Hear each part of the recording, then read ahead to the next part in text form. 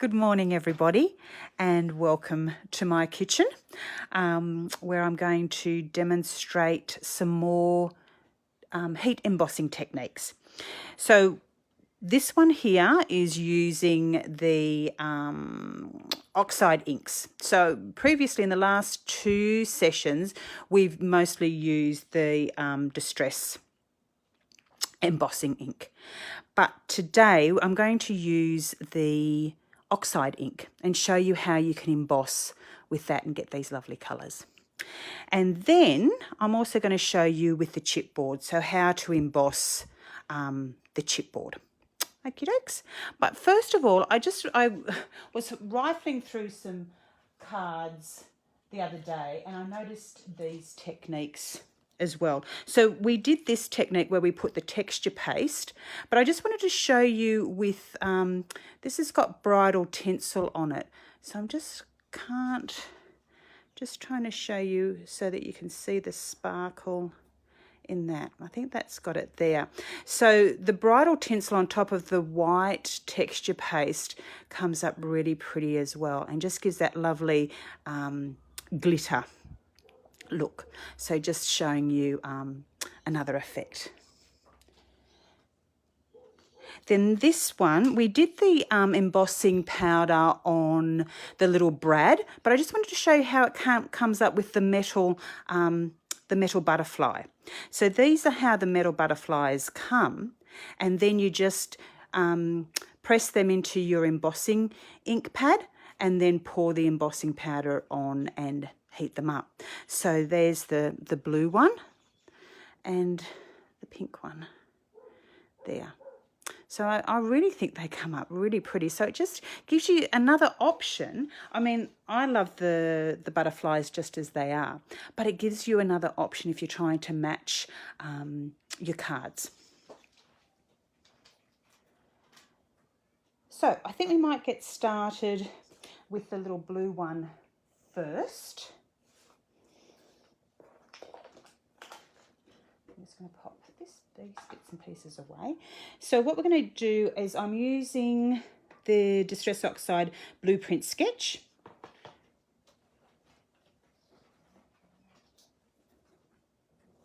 Now, this is how it comes up on just putting the clear embossing powder over it. And you can see here, this is with the bridal tinsel. So it's much more muted and you've got that sparkle as well. Again, I don't know if I can get that sparkle to show. Maybe you can see it there a little bit more, but you can see the difference. With the clear embossing powder, it comes up really bright and then it's more muted with a bit of a sparkle on the using the bridal tinsel.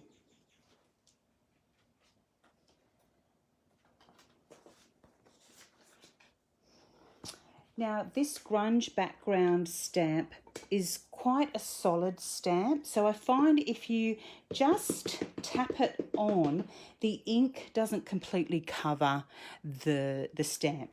So what I find I do when I've got solid stamps is I actually swipe the ink on to make sure it's completely covered. And then I give it a nice tap down to get rid of the swipe marks. Otherwise you're going to have swipe marks on your work. So which probably doesn't matter too much when you're embossing, but when you're just stamping, then it doesn't give a nice look.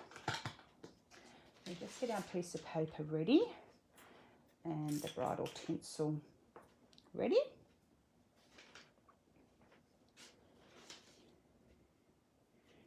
Just peel that off. Get the bridal tinsel powder on. And shake it all around.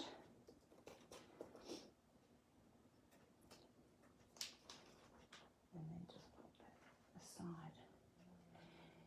Now with the oxides, sometimes it's a little bit hit and miss when you heat from the top. So what I'm going to do is actually heat it from the bottom and Just, oops, you're not going to be able to see it with me heating it from the bottom. That's better.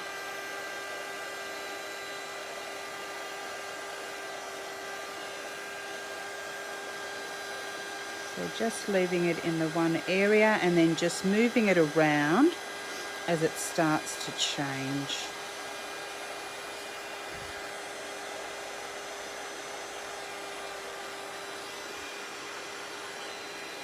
Sorry, I'm taking it out of camera. I've just got my tripod set up a little bit low.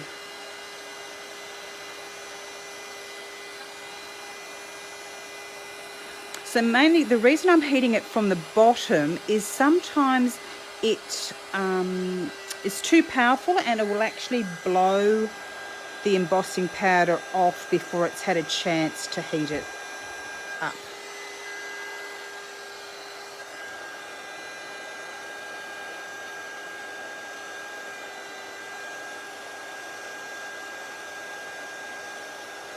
Now, to all of you in lockdown, I hope you're keeping well and safe and strong.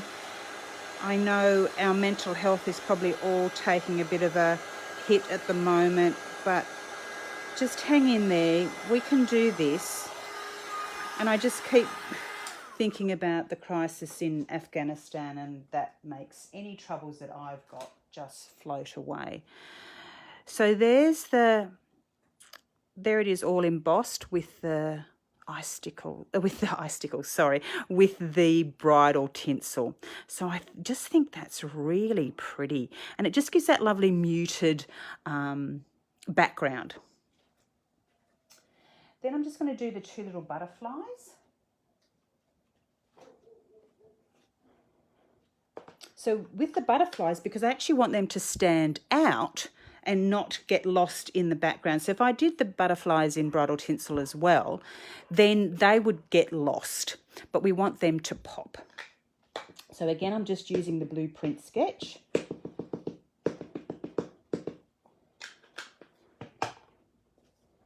We're just popping it on, and this time we're going to use the clear embossing powder. That away so I don't get mixed up. And my clear embossing powder is really dirty at the moment, but with a darker background it should be okay. So just pouring that on, tipping it off. That seems to have a good coverage. Now I would normally do two, but I'm not going to repeat because it's the exact same process. So again, I'm going to heat from underneath.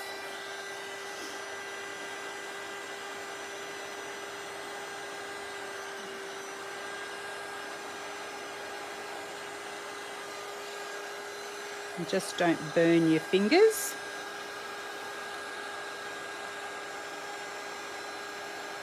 Done.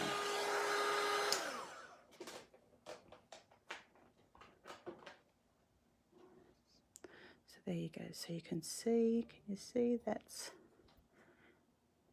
just trying to get the light on it, it's hard to get the light.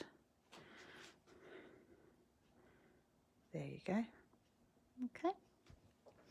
So then I would cut around that with my faithful little crafter's companion scissors, but I'm sure you all know how to cut and you don't need me to show you. Now I've left a little border around the two little butterflies.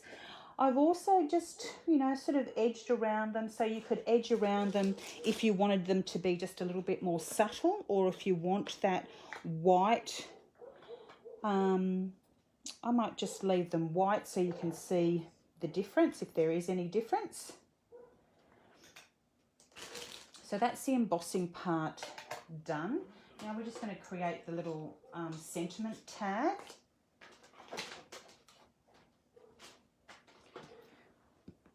So I love using up all my little bit of offcuts. So this is obviously a little bit of card that was left over.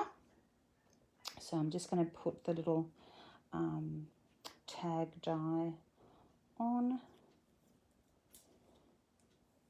And this is the Gemini MIDI little folder, die die cutting folder. So we just press that in there. And then my little Gemini MIDI here. I'm just going to wind it, wind it on through.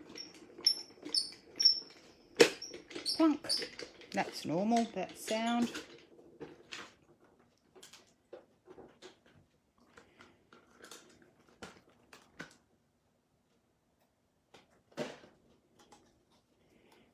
And then we've got our little tag.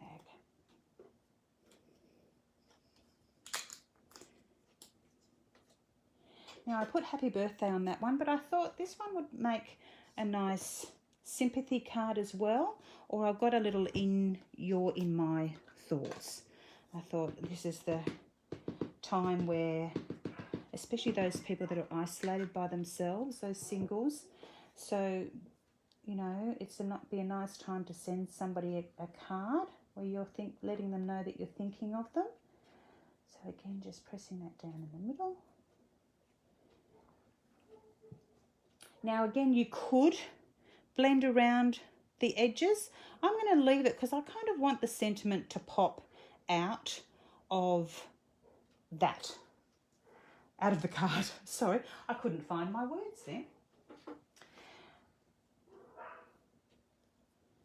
So we're just going to pop some tape on the back of that.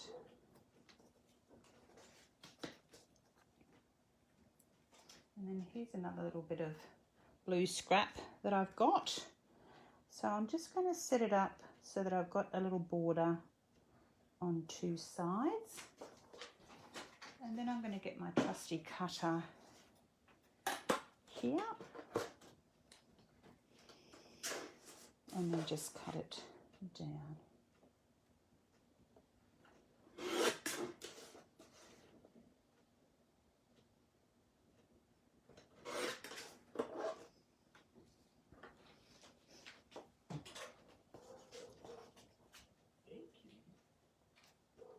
So that's the little sentiment.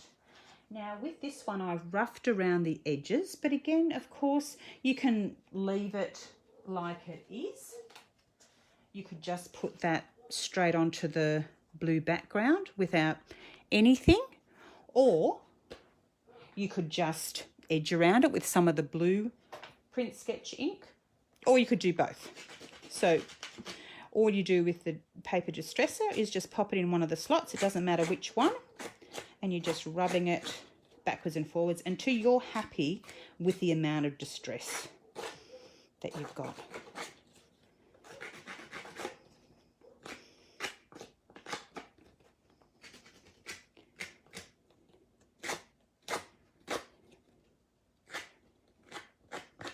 So if you're finding it tough during lockdown, you know, have a chat with someone.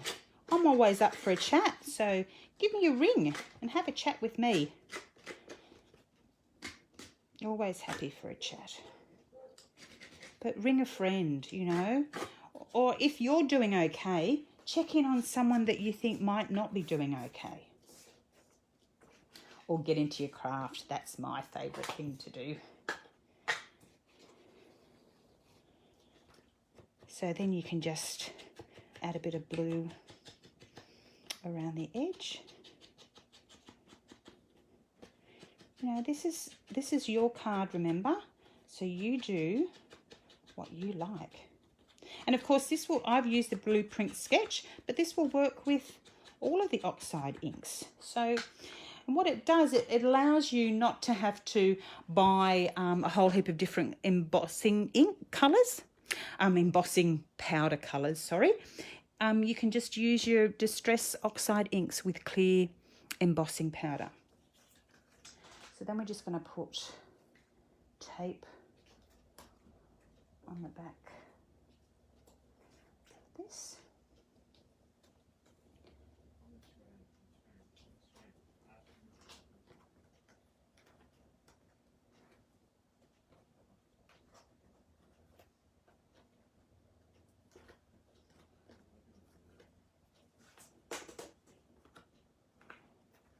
And just making sure we've got that nice even border all the way around, and then tape on the back of that.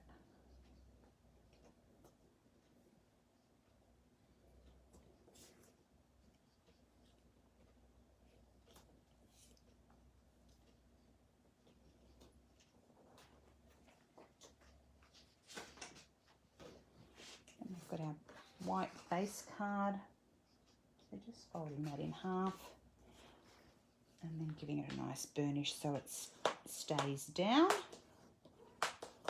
with the bone scorer.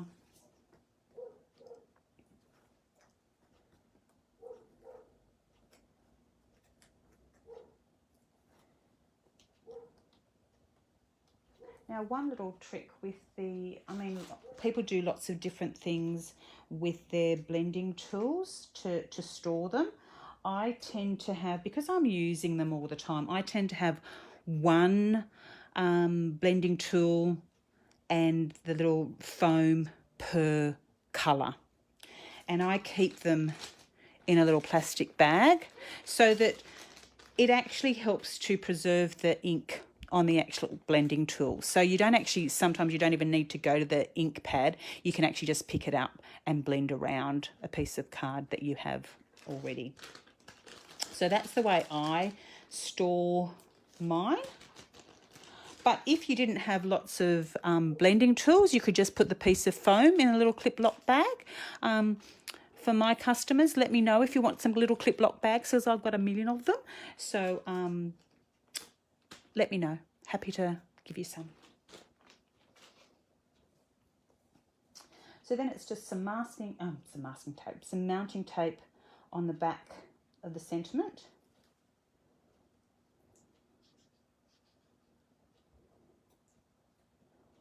So I'll just probably use 5. And with your mounting tape, always make sure you put it in from the edge. Don't put it right on the edge, because then you can actually see it. You want your sentiment or whatever it is that you're mounting to look like it's floating. You don't want to be able to see that mounting tape.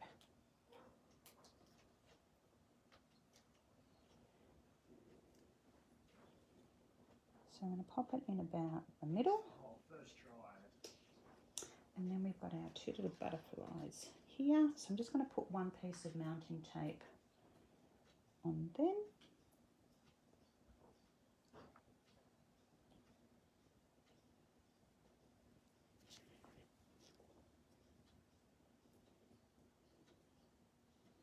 Just sit that one maybe a little bit further. So it's hanging over the edge, but not over the edge of the card. This little one here, and then we'll add some little rhinestones. So the rhinestones come, I think my cat's been sitting on these because there seems to be cat hair everywhere. So they come in a strip. You can see I've used some of them, and then they come on a little sticky strip. So all you do is peel them off, and then if you cut them with your scissors, so I'm probably going to cut 1, 2, 3, 4, 5. They'll actually stay on your scissors, and then you can just apply them where you want them. So just lay them down and then press down with your finger.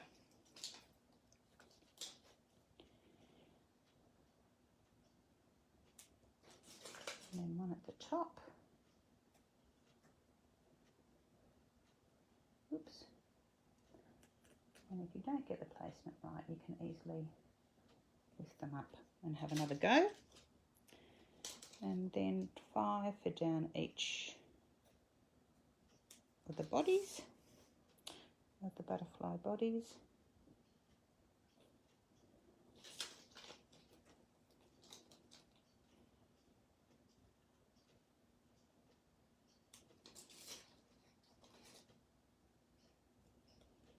And there you go. The 2 little butterfly cards. So we'll move on to the next one. So this is where we show you how to emboss the chipboard. So this was a little card set. So you can see here This is the whole card set that I designed for Kazaz. And then this is the little make and take card. So this is a workshop, and then this is a free make and take one. So I'm just going to show you how to do the free make and take. They're basically all the same techniques that are used on all 4 cards. So first of all, again, during this lockdown, I've been trying to use up bits and pieces that I've got left over. So the hessian comes in a roll like this, so it's a 1 metre long and 3 inches wide. So often you'll find you've got little bits and pieces left over. So these cards are a great way of using up your bits and pieces of hessian. So here's a little bit that I had left over. So I thought, again, perfect to remake this card with. And I didn't have any light blue, so I've got this very pale teal colour. So I thought, oh, well, let's have a go with that today and see what colour effect that happens. The other thing that I wanted to show you is the cogs. So we're using cogs from this packet of chipboard cogs by Kazaz, and often we have, you know, you'll buy something like this and there's lots and lots of different cogs in there. So it's a way of showing you how you can use up little bits and pieces that you've got left over. So it wouldn't matter which cogs you used on this card. As you can see, I'm going to be using different cogs to what I'm going to use these 2 little ones as opposed to these. So it doesn't matter. Nobody's going to know that you haven't used exactly the same as what I've used, okay? So again, we're just going to start here. Now, remembering sometimes when the textured card is cut, sometimes it's cut on the wrong grain. So what I do to make sure that you don't get a rough edge when you're folding it and it all splitting is I fold it texture to texture first. So if we fold it texture to texture, give it a nice firm press down and then fold it back the other way. And then I find that splits the grain. It makes it easier for that grain to split. So then you get a nice smooth edge. It's not all rough. Okay, so that's a little trick that I've got. So this card we're building up before I get started on the little bits and pieces, because the little embellishments are the things that we're going to emboss. So I tend to, when I'm making a card, I tend to build it up.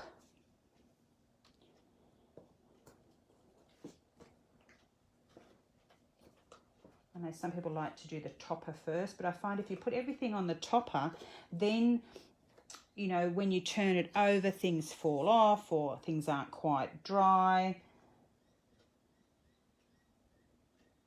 I'm just going to put that there. And then this is a little piece of our, I think it's Always and Forever, from our Always and Forever collection. So again, it's for the background for this, because we're going to be stamping over the top, it doesn't really matter what background it is. Use up your bits and pieces that you've got at home. It's a perfect opportunity to do that. So I'm just going to use a range of stamps. So I'm going to use this little one here. So all of these stamps that I'm using on this card are from the same collection. And I think it's, I can't remember what it's called. But if you'd like to know, please comment below and I can pop it in the comments for you.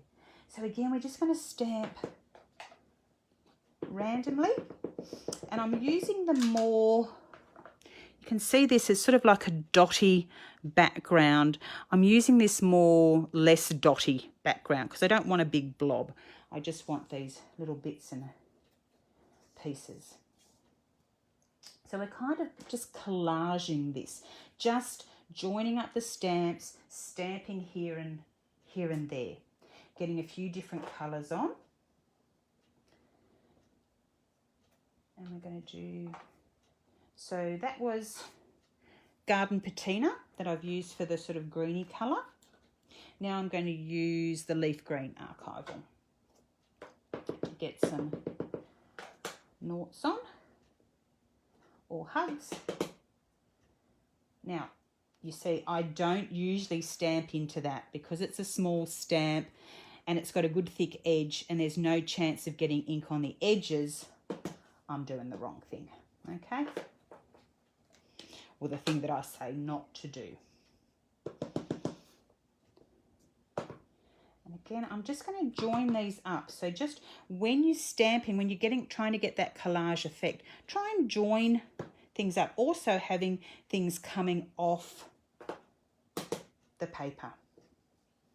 So not just always having stamps, the whole of a stamp on there.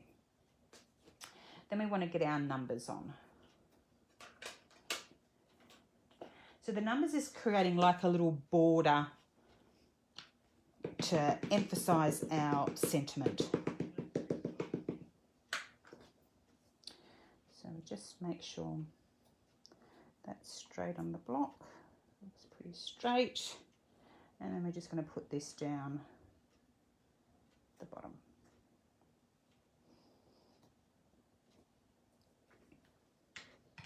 Okay, so that's all on there.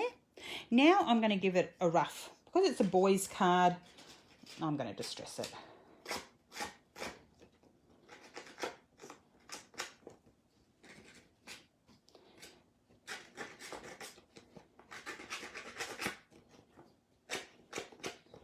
And I'm going to really distress it.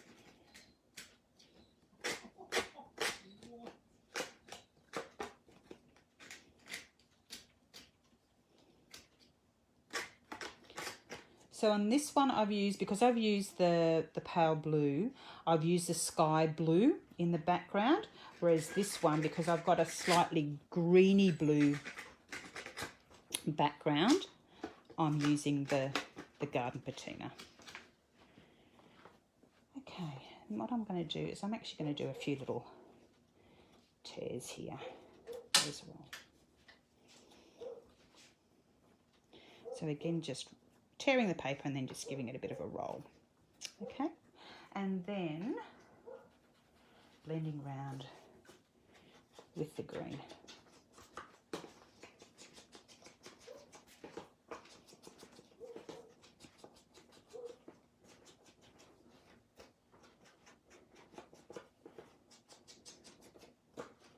You could do it with the teal, you know, whichever you prefer. No hard and fast rules here. Okay, so I think I'm pretty happy with that. So again, it's just popping the tape on.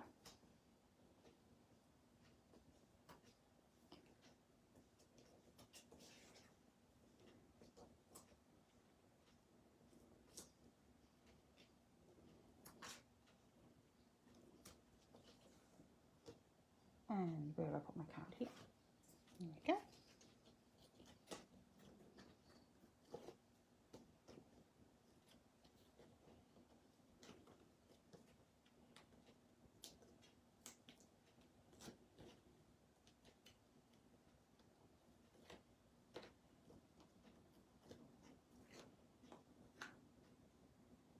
And just popping that straight on. So I think that matches okay. Good. Now for our little bit of hessian here. So what I'm going to do is just, I could put that straight on, but I think having a little bit of a frayed edge looks quite nice. So I'm just going to peel some of these off. Now some of this hessian comes a bit skew with, so it's not exactly straight, but that's okay.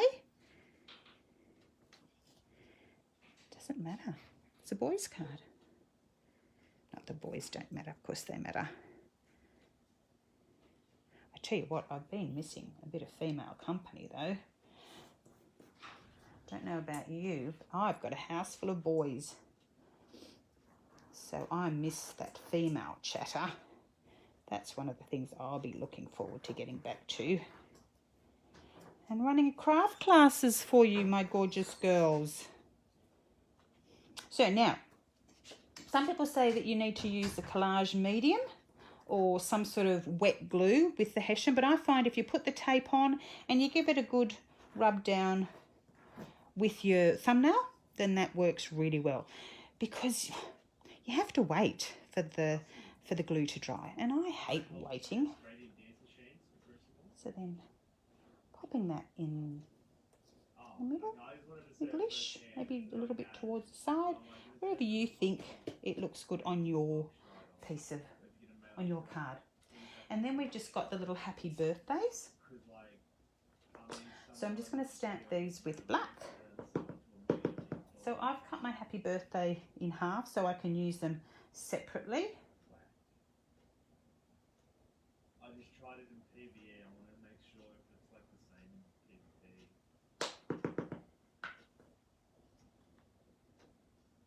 If you're not busy or anything, it's And then the happy. And then I'm just going to colour them in with the alcohol marker. So these are the Crafters Companion Illustrators. So they are an alcohol type marker, and they've got like a felt tip end one end, and then your brush end the other end. So I find these really nice to use. So I'm just going to use the felt tip end because I'm just going to colour. Now, sorry, this is going to take me a little while. I mean, I feel like you'd get killed. I'm just going to do it quite quickly though. I'm not going to take a whole heap of time. Oops. Yeah, because what makes this? I thought this was cool. So you're just colouring in now. I'm not going to continue on with this anymore because I'm sure you've got better things that you need to do. So it's just colouring it in. I would then use my, actually I'll probably just use my scissors, but as we've got the little guillotine here, just going to cut down the two words. Looks pretty good. And then I'd probably just pop the garden patina edge around those.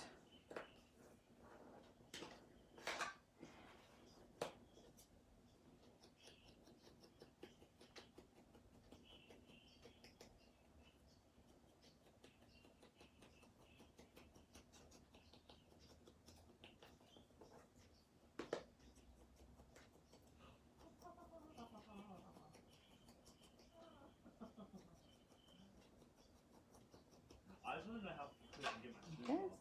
So join on. So you can see that would be, Yeah. that looks okay. And now we've just got our, so I'll just pop some tape on those, get those ready. Why am I always carrying offline?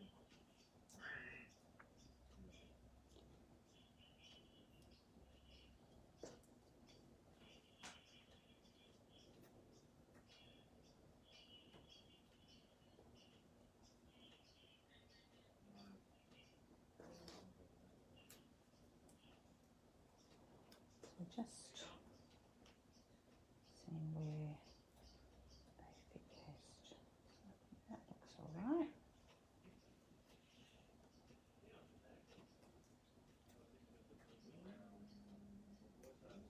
There we go. I could just finish colouring in that a bit later.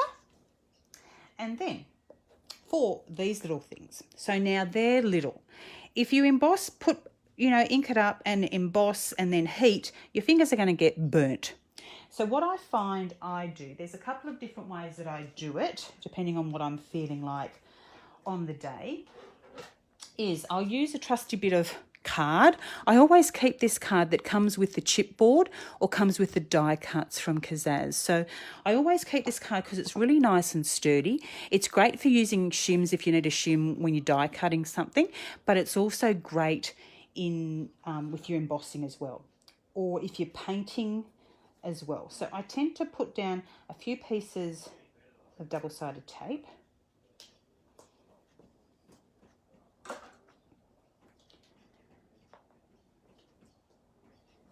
And then what I do is I need my card sheets.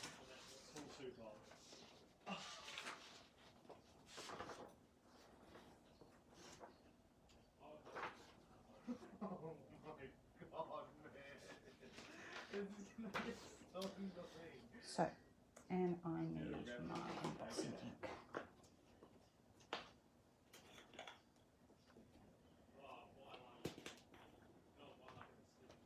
So all I'm going to do is press down. Now, the other thing I wanted to tell you about with your chipboard, if you're experimenting, if you're thinking, oh, I really don't know what I want to do with this, is have an experiment on the opposite side. Like with the cog, it doesn't matter if you've got it on this side or that side. So if you think, oh, I want to try out silver embossing powder to see what it looks like, okay, try it out. If you don't like it, then you can turn it over and put gold embossing powder on the other side. Okay, so it doesn't really matter. So now we've got the blue. So just pop that on there. And then we're going to stick that down onto there, except because I've got, now, here's where experimenting sometimes doesn't work. So because I've pressed it down, I've got the embossing ink all over my fingers. This is not sticking because it's got embossing ink on it. So that isn't going to work. So my alternative is, and this is the one that I probably like the most, is I put it in here in my little Pyrex dish and I hold it with the paper piercer and then I heat it. Or actually I don't hold it and I just heat it. So let's see how that goes. So it does float around, but I can chase it, or I put it on a surface that can take heat and I hold it with the paper piercer and heat. No, you can't see anything of that, can you? No, let me move it here a little bit.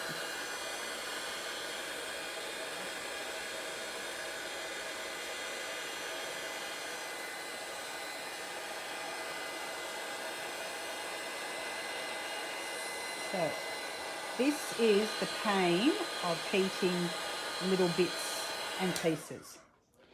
The other way is to use your tweezers. So what I find with the tweezers is sometimes it's hard to avoid getting them in an area that needs to be embossed. So that's where the difficulties is the word. I don't know. I think I've lost my words now. But what you do is try things out and see what works for you.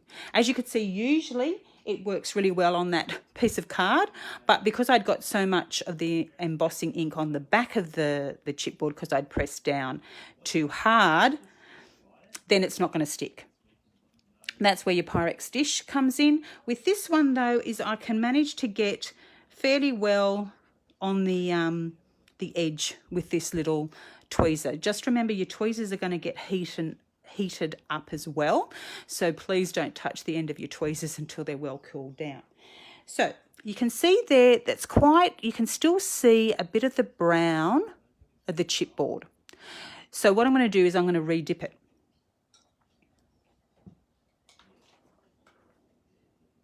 So I'm just going to press it down into the ink pad again, and then I'm just going to press it down into the powder that I've already got, and that's given it a good coverage. So I'm just going to put my little tweezers in the grooves, cover that up.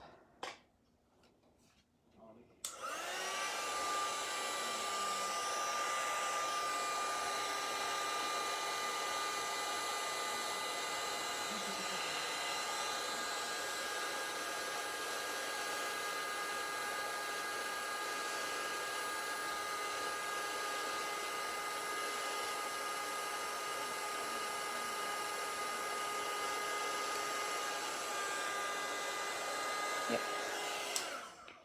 So you can see there, that's now got a much better coverage.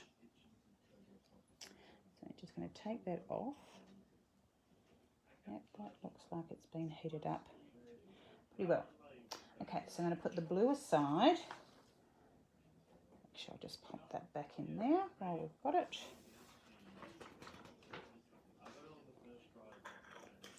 So you can see, like we've discussed before, the mixed media powders come with all this grit in it. And different textures in it. So you're not just getting pure green or pure blue, you're getting lots of bits and pieces in it. So it's quite, I really like it. It's quite unusual. Okay, so then we're going to do the same thing with the little green one. So just pressing it down into there. Oops. And you can see this one here, I've actually been playing with. So I've got a bit of silver there and I've got a bit of silver on there. So it's, now I can't remember which side I dipped, that side. I'm pouring on the green.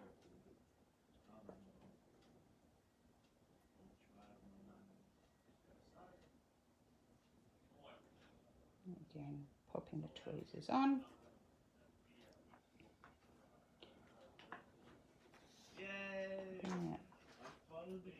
Away for the minute, lid on.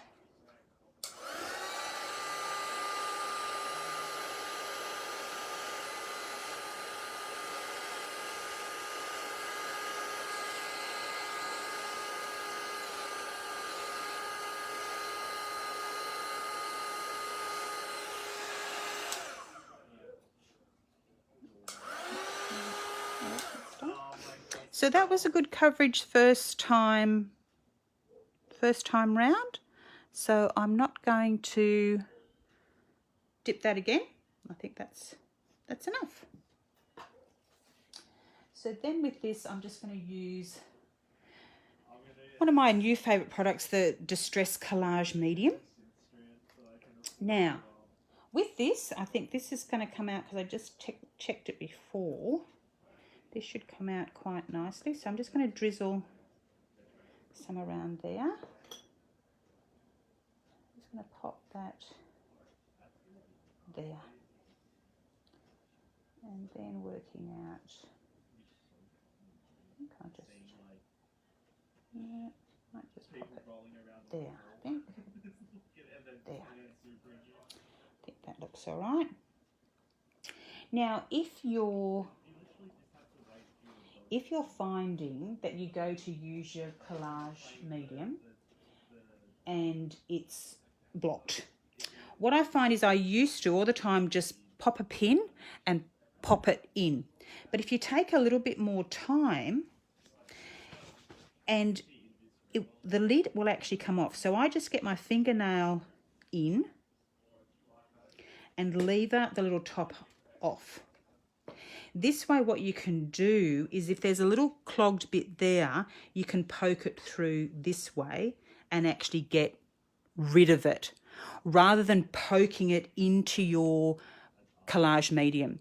Because then what happens is that little glob gets stuck in your collage medium and you're constantly getting globs blocking your little nozzle. So that's just something to be aware of. If you want to done the job quick, then of course just plonk it in. But I find if you want to keep this clog free, get rid of those little clogs. Anyway, that's just my little hint. So what we're going to do is just pop a little bit more collage medium here and plonk it on there, and then just let that sit, because that's going to take a little while for that to dry. So that's the little card made. I just need to fill in the happy birthday. But again, I'm sure you don't mind if I didn't sit here colouring in while you're sitting there watching. So that's it for our little play today. One of my lovely girls, Wendy, has asked if I can do some demonstration on chipboard. So I thought I'd give her a little taster here with embossing on chipboard. But next fortnight, we'll do lots of different things with chipboard. So I hope you're all keeping well. Stay safe, stay well, stay strong, And please, if you need a chat, I'm always here. And if you'd like, of course, if you'd like any of the products, I'm definitely here to take your orders. So take care. All the best. Bye.